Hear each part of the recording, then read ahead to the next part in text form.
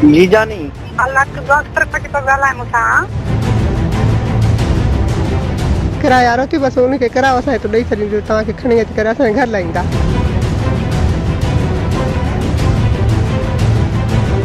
सिंध जे उत्तर वारनि इलाइक़नि में धाड़ेल ज़नाने आवाज़ में फ़ोन कॉल्स करे हेल ताईं केतिरनि ई रंगीन मज़ाज माण्हुनि खे हिरखाए फासाइण बैदि अगवा करे चुका आहिनि। जानू ख़ुशबू हणी अच न कचे में ज़नाने आवाज़ में कयल अहिड़नि फ़ोन कॉल्स ते हिरखजी अगवा थींदड़ माण्हुनि में रुगो नौजवान ई शामिल न आहिनि, पका पोढ़ा ऐं हलण खां हलाक बारिश माण्हू बि शामिल आहिनि।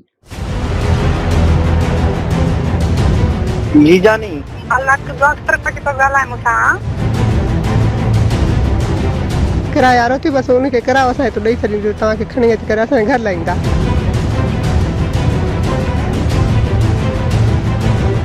घोटकी शिकारपुर ऐं कश्मीर कंधकोट ज़िला धाड़ेलनि जे हनी ट्रैप वारनि अहिड़नि कारवाइनि जे हवाले सां ॾाढा बदनाम आहिनि।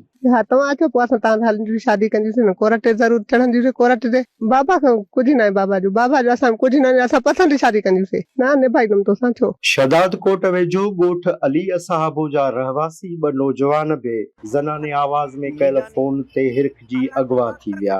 धाड़ेलनि नौजवान अज़ीज़ चांडियो ऐं बशीर चांडियो खे ज़नाने आवाज़ में फ़ोन करे हिरखाए शिकारपुर जे कचे वारे इलाइक़े में घुरायो, जितां खेनि अगवा कयो वियो। पैसा ॾींदे या कोन ॾींदे?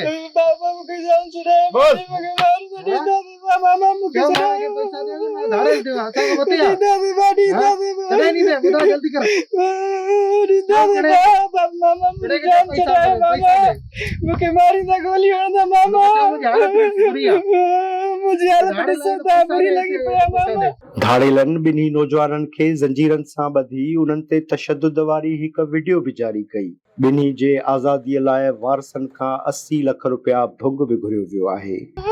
चल पढ़ेंगे मामा मुझे जान छुड़ाए बाबा मुझे जान छुड़ाए मां मरी वेंदी। हिन वाक़े मां इहो ई सबक़ मिले थो त जॾहिं बि कंहिं अणॼातल फ़ोन नंबर तां कंहिं औरत जे आवाज़ में तव्हांखे फ़ोन अचे ऐं मुलाक़ात लाइ सिंध जे कचे वारे कंहिं इलाइक़े में अचण जी दावत ॾिनी वञे त समझी वञो त फ़ोन जे ॿिए पासे का गुल बदन या हूर परी न पर वॾनि शहपरनि वारो को धाड़ेल मौजूद आहे। जी जानी अल्लाह के डॉक्टर पटी तो गला मुसा किराया रोटी बस उनखे किरायो असां हिते ॾेई छॾींदो तव्हांखे खणी अची करे असांजे घर लाहींदा।